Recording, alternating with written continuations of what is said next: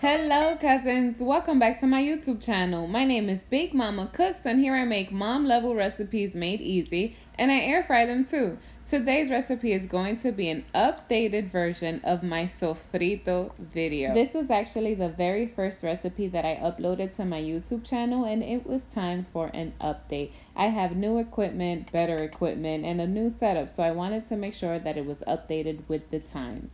All of the ingredients will be listed in the bottom bar, but I'm going to walk you through everything I'm going to be using. First, I'm going to show you all of my verduras or vegetables, and then I'm going to show you how I make the flavor sauce. My sofrito is special. So going from right to left, we have some cilantro, celery, cilantro ancho, also known as recao, green bell peppers, a red bell pepper, Cubanelo pepper, red onion, yellow onion, and some garlic. In a separate bowl, I'm going to start adding my veggies in specific order. Onions go in first because we don't want to cry. Then goes the cilantro ancho or recao, then the regular cilantro. Then I'm going to add in my celery, my green bell peppers, Cubanelo pepper, also known as Italian bell pepper, and then the green bell peppers. I usually use around 4 green bell peppers, but this time I decided to add in some red bell pepper just to show some different variety. The bell peppers you use are completely up to your preference. If you prefer to use reds, orange, and yellow bell peppers, you can go right ahead and do that. I prefer to use lots of green ones.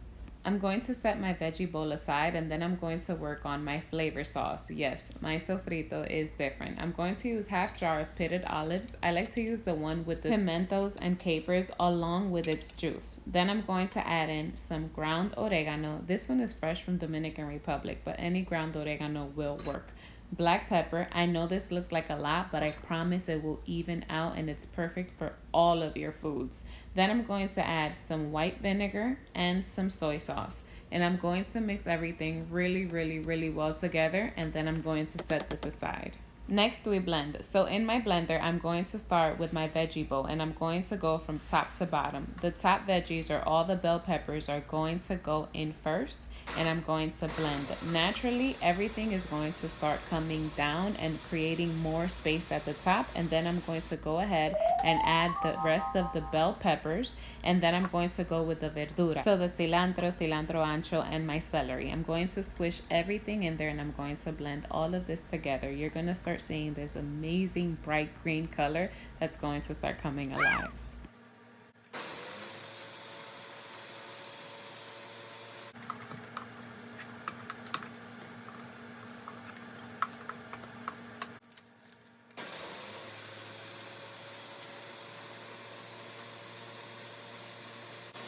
My veggies are blended to a consistency that I like, so a thick, chunky consistency. I'm going to pour all of this back into the bowl, and then I'm going to go ahead and blend in the second part.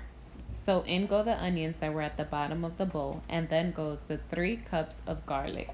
And I'm going to blend all of this together really well because I like for the onions and garlic to be almost like a paste, really well incorporated.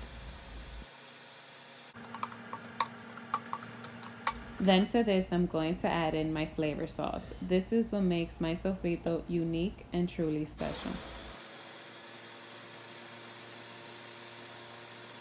Once that's blended together, the next step is to combine the veggies with the flavor sauce. Sofrito is the base to all of my cooking. Sofrito is also known as Sazon casero to Dominicans or Sazon liquado. The term sofrito is Puerto Rican and that is the universal term for Sazon liquado. That's the term I'm most comfortable using, and it's also the easiest way to just say Sazon liquado. What is it? Sofrito. This is the identifier to your cooking. This is how you set yourself apart from anyone else's cooking, and my sofrito is truly special. If you've had my food, which you probably had because you've been with me for a long time and you remember Big Mama Saturdays, my sofrito was always sold out.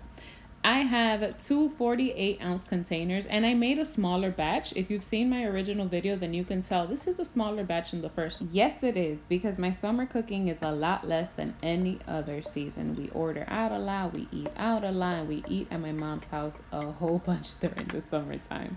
This made me about a jar and less than a half, about a jar and a third, and this is going to last me almost 2 months. It lives in the fridge for about a month and a half, and you can freeze up to 3 months.